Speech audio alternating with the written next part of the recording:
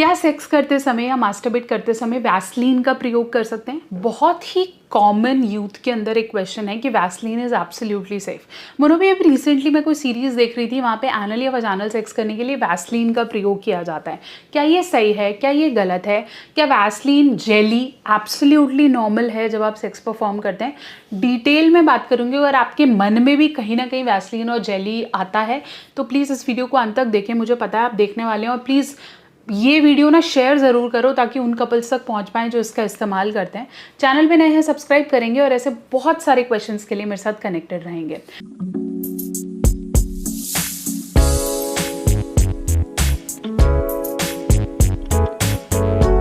सबसे पहले जानना है कि petroleum jellies usually friction reduce करती हैं क्योंकि उनकी प्रॉपर्टी है।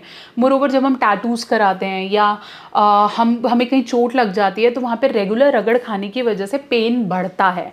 इसके अंदर थोड़ी थोड़ी अगर हम बोल सकते हैं कि थोड़ी सी एंटी इन्फेक्टिव प्रॉपर्टीज़ होती है कि इन्फेक्शन से बचते हैं, क्योंकि अगर चोट के ऊपर हम इसे कवर कर देंगे तो बाहर की गंदगी, मिट्टी, ये सब नहीं आती and ultimately it will help to heal the wound.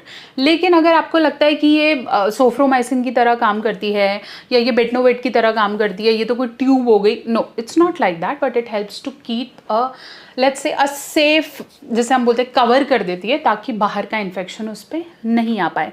Skin में मामूली सी कोई खरोच है या स्किन में रैशेज हो रहे हैं या फिर हम बोल सकते हैं कि मुरझा गई है ना, जैसे हम बोलते हैं मॉइस्चर की कमी हो गई है, तब हम वैसलीन का इस्तेमाल करते हैं। मोरोवर हम लिप्स पे भी उसको यूज़ कर लेते हैं। लेकिन अगर आप सेक्स या पेनिट्रेशन करते समय वैसलीन का प्रयोग कर रहे हैं तो ultimately it's not at all recommended. Not recommended, ध्यान से सुनो, बिल्कुल रिकमेंडेड नहीं है। आप एनल कर रहे हो, आप वजानल कर रहे हो, आप ओरल करो, ओरल में तो डेफिनेटली इसका इस्तेमाल नहीं करना। इसमें बहुत सारे पैराबेन्स हैं जो आप इसको मुंह में नहीं डाल सकते। जब हम इसको लिप्स के आसपास भी लगाते हैं तो भी रेकमेंड किया जाता है कि बार बार, जबकि उसकी क्वांटिटी बहुत कम होती है, तो भी इसका इस्तेमाल नहीं करना है। अगर आप एनल कर रहे हो, मोरोवर एनल के टाइम पे भी ऑयल्स का इस्तेमाल ज़्यादा रेकमेंड किया जाता है, तो प्लीज़ वैसलीन का इस्तेमाल फ्रीक्वेंटली ना करें। वजानल में तो डेफिनेटली ये रेकमेंड नहीं है, बट हाँ, अगर आप मास्टरबेट कर रहे हो और आप थोड़ा बहुत जेली लगाते हो, इट्स ओके। बट अगर आप रेगुलरली इसे लगा रहे हो तो it's not at all recommended. Better ये है कि अगर आपने इन सब के टाइम पे कुछ करना ही है तो फिर ऐसे ऑयल्स का इस्तेमाल करें जो कि पेनाइल एरिया और आसपास के लिए सेफ और रेकमेंडेड है। बेस्ट है कि आप लिफ्ट अप ऑयल का इस्तेमाल करें। नीचेमीनिया का प्रोडक्ट है, रिव्यूज़ बहुत अच्छे हैं। साइज़ का प्रॉब्लम है, आपका इरेक्शन का प्रॉब्लम है, किसी भी तरीके के प्रॉब्लम के लिए लिफ्ट अप ऑयल बहुत अच्छे रिजल्ट्स दे रहा है।